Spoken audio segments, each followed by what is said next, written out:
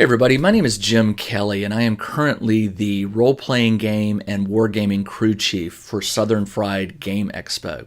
Now a lot of you probably know what a role-playing game is. One of the most popular ones right now is called Dungeons and Dragons. But a lot of people are not familiar with war games.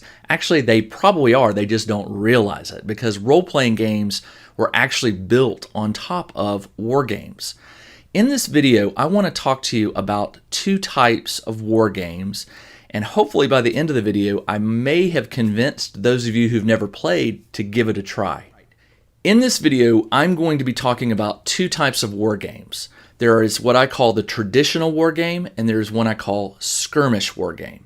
Now, the traditional war games have been around for hundreds of years, and typically what they do is they have large collections of miniatures that represent an army. One of the most popular war games, traditional war games right now, is one called Warhammer 40K. And Warhammer 40K is a science fiction war game, and most players are bringing to the table anywhere from 25 to 100 miniatures that they put on the table. Now these miniatures these days are mostly made out of plastic. Most of the time you won't know if a miniature on the tabletop, a painted miniature, is metal or plastic.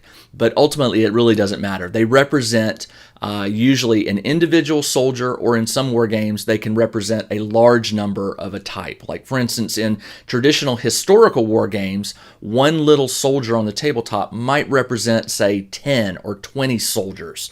So that when that miniature is removed from the table, that person has lost from their army, 10 or 20 numbers. So traditional war games and skirmish war games differ in the scale. A traditional war game is anywhere typically from 25 upwards to 100 soldiers on the tabletop, whereas skirmish war games are a stripped down version in that they typically have only 5 to maybe 15 soldiers on the desktop. Now, with war games, traditional versus skirmish war games, one of the bigger differences is cost. There is traditionally a higher cost to get into a standard war game because you're having to invest in a core rule book.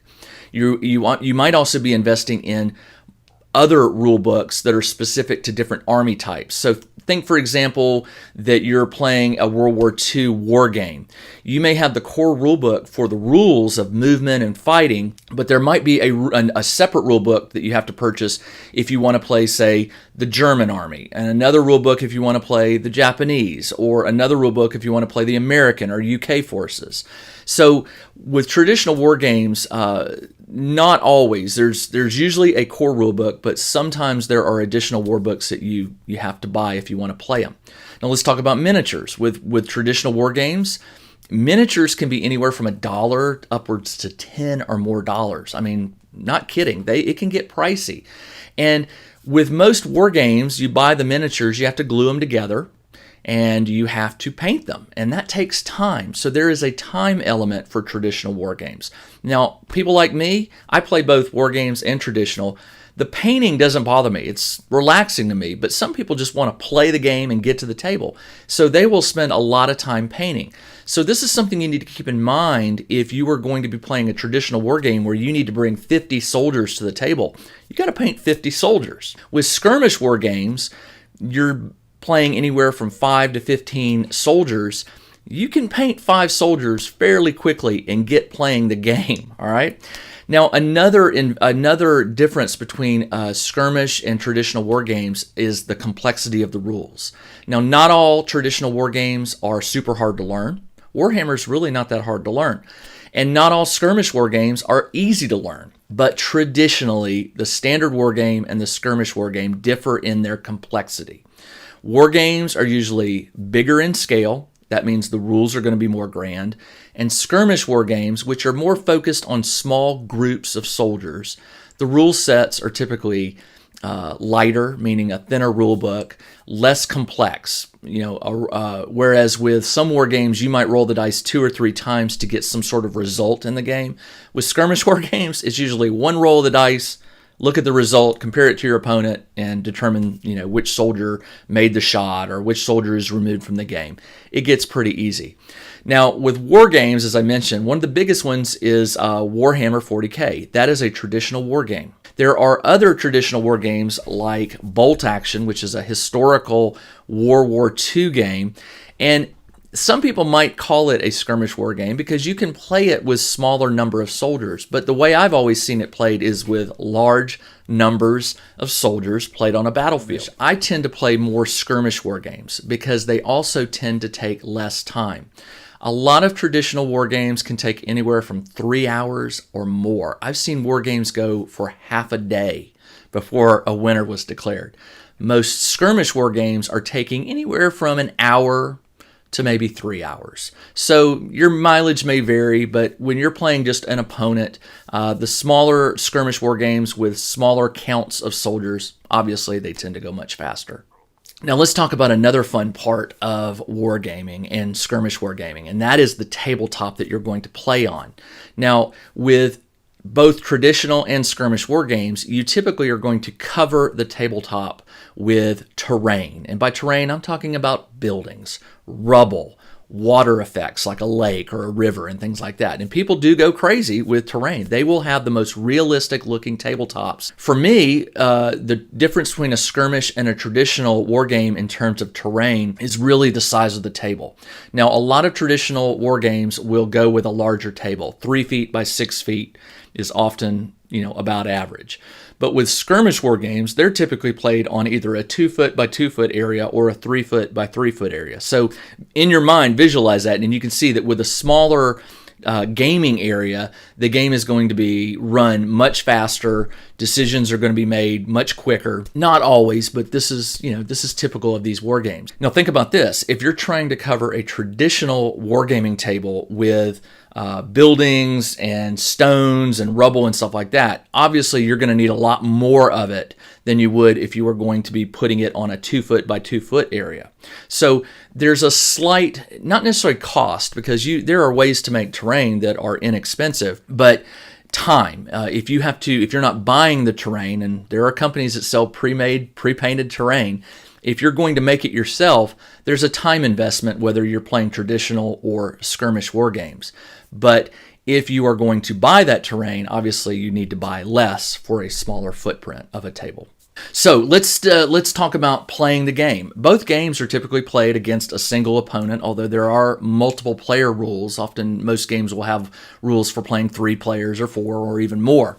When you come to the table, you're typically expected to bring a painted army, although I have played opponents that didn't yet paint their army, and it's no big deal.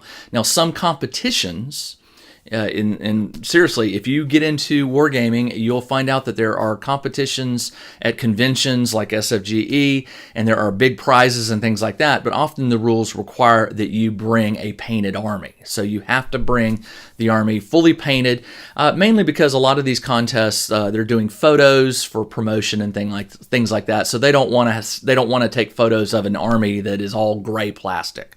So just keep that in mind. That's another reason that skirmish war games are often popular, is you don't have to bring a 100 member army fully painted. You come to the tabletop with your opponent, whatever game you're playing, you set your army up. The rules will typically define where you can place your army on the battlefield, how far away from your opponent they must be.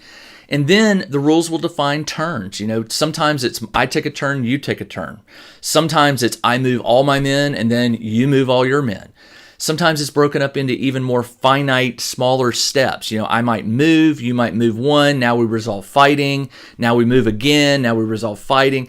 The rules for every war game, they're different. So I can't really get into the specifics of every type of traditional war game and skirmish war game, but I can tell you that they all follow a simple pattern of movement and fighting, resolution, and then they often have a victory condition that help you determine who the winner is. Sometimes it's as simple as whoever has the last man standing. Sometimes it's objectives on the tabletop. The first person to reach the top of the tower and grab the flag wins the game. So there are a lot of different ways to win a skirmish or traditional war game. I've already talked to you about Warhammer 40K as a traditional war game, and there are others, like I mentioned, Bolt Action. There are plenty, so you're probably going to want to visit a gaming store or do a Google search for traditional wargaming, and you'll find probably the genre that you're interested in playing. Somebody out there has a war game in that genre. But if you are looking for a skirmish war games, there are a number that I can recommend. If you're looking for a fantasy, like a Dungeons and Dragons style war game that does not have the role-playing element in it, you might want to check out Frostgrave. It's one of my favorites. As a matter of fact, Frostgrave's second edition is releasing in August 2020. So you might want to hold off on just a little bit. Don't go get the old rule book because the new rule book will be out in about a month.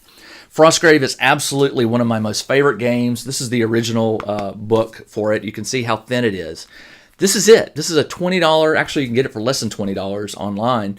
It's a very thin rule book. Everything you need to play the game is in here in terms of rules. Now, you can also buy pre-packaged soldier types for Frostgrave. They're labeled. The boxes are labeled Frostgrave. You can order them online or get them at gaming stores. And they typically either have to be glued together and then painted, or sometimes they're not even, you don't have to glue them. You just take them out of the box, paint them up, and you're ready to go. And then the other thing you need for the game is some dice. You'll print out some sheets to represent your soldiers' data. And of course, you need a tabletop to play. Now, if you're into science fiction, there's another one I can recommend. It's called Star Breach. Star Breach is a very fast game. It's played in 6 rounds. You can typically play a game, once the rules, you understand the rules, you can typically play a game in less than an hour. Both players are typically going to bring to the table about 5 to 8 miniatures. Sometimes you might have more than that, but it is a very small scale skirmish game in terms of the number of miniatures that you'll bring to the game. If you're into westerns, there's one called Wild West Exodus that has sort of a supernatural twist to it, although as I understand it, you can play it without that, but you have gunslingers and western setting and all that stuff. There are plenty of horror war games. I mentioned Wild West Exodus has a supernatural element in it, but there's a game called Malifaux, which is very popular among war gamers who like the horror aspect of it. Just trust me, if you have a genre that really interests you, there is probably a skirmish war game for it. Skirmish war games have exploded in popularity the last few years, but trust me, if you have a certain style of war game that you would like to play, chances are there's a skirmish version of it. There might be a traditional war game version. If you get into more, esoteric themes, the traditional larger scale war games, you may not find what you're looking for there. But a lot of people will take traditional war games and skirmish and they'll twist the rules a little bit and maybe modify them to fit the type of game that they want to play. If you can find a gaming convention like Southern Fried Game Expo, that is one of the best places to discover other people playing these things, and then you can ask questions, you can look at what's involved in the rule set, and maybe make your mind up as to whether or not you want to play this game or that game. Now, next year at Southern Fried Game Expo 2021, we will have wargaming. We will have skirmish wargaming. So if you haven't had a chance yet to try your hand at one of these types of games, just hang tight. My goal for Southern Fried Game Expo 2021 is to have lots of opportunities for people to come up to a table that's already been fitted out with terrain and soldiers and to take an opportunity to learn how to play a simple war game. You'll get to drive, so to speak. We'll give you the dice, give you the rough rules, and let you try a game. All right, that's it. That's all I have for you. Again, my name is Jim Kelly. Just to give you a little background on me, I have a YouTube channel called the Tabletop Engineer that focuses on crafting 3D terrain for tabletops, both RPG and war games. And you can go to YouTube and just search for the Tabletop Engineer and you'll find it. I have been playing war games 30 years, 35 years. I've been playing RPGs for about the same amount of time, and I love both types of games. I tend to favor war games these days because they're quicker. I have a family and I have kids, and sometimes it's just all the time I have is maybe an hour to go meet a friend and play a real quick war game, skirmish war game. And I look forward to meeting all of you who will be attending Southern Fried Game Expo next year. And for those of you who are attending this online version of SFGE, thank you for doing this. We miss you, but we're glad that you're involved in this online version, and we hope that you get something out of it, and I hope you get something out of these videos. This is not the only video that I'm going to be doing, so check out some of the other ones where I'm going to be discussing why you should be playing war games with your kids. This is Jim Kelly, Tabletop Engineer. Take care.